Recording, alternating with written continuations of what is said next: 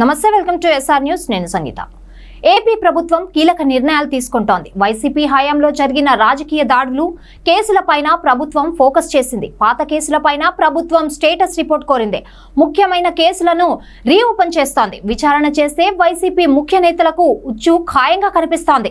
ప్రభుత్వం వివరాలు కోరిన కేసులో సజ్జలతో సహా వైసీపీ ముఖ్య నేతలు ఉన్నారు. దీంతో ఇప్పుడు రాజకీయంగా ఎలాంటి పరిణామాలు చోటు చేసుకుంటాయో అనేది ఆసక్తిగా మారుతోంది.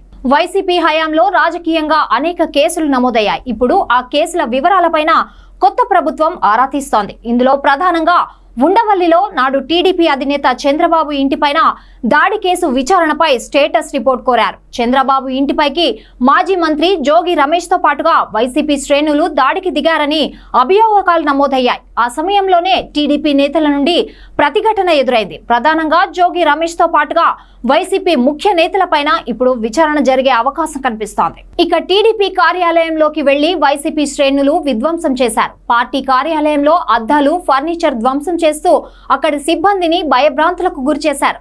ఆ కేసులో వైసీపీ నేతలు అప్పిరెడ్డి, దేవినేని అవినాష్ పైన ఆరోపణలు వచ్చాయి. అదేవిధంగా విజయవాడలో టీడీపీ నేత ఇంటిపైన దాడి ఘటన కేసు పైన వివరాలు సేకరిస్తున్నారు. ఇక ఉద్యోగ సంఘ నేత సూర్యనారాయణ తనను చంపమని ప్రభుత్వంలో నాడు కీలకంగా వ్యవహరించిన సజ్జల రామకృష్ణారెడ్డి వ్యవహరించారని ఆరోపించారు. దీనిపైన విచారణ చేయనున్నట్లు తెలుస్తోంది. వీటితో పాటుగా చిత్తూరు జిల్లా కేంద్రంగా చోటు చేసుకున్న రాజకీయ దాడుల విచారణ పైన ప్రభుత్వం ఫోకస్ చేసింది. కరోనా సమయంలో వివాదాస్పదంగా మారిన డాక్టర్ సుధాకర్ మరణం, పమలనేరు మిస్బా వ్యవహారంతో పాటుగా రాష్ట్ర వ్యాప్తంగా జరిగిన రాజకీయ దాడుల కేసుల గురించి వివరాలు సేకరిస్తున్నాడు. నాడు విచారణ జరిగిన తీరు, పోలీసులు ఏం తేల్చారనే అంశంపైన నివేదికలు కోరుతున్నారు. వీటి ద్వారా నాడు దాడులకు పాల్పడిన వైసీపీ నేతలపైన చట్టపరంగానే ముందుకు వెళ్తామనేది ప్రభుత్వ ఆలోచనగా కనిపిస్తోంది.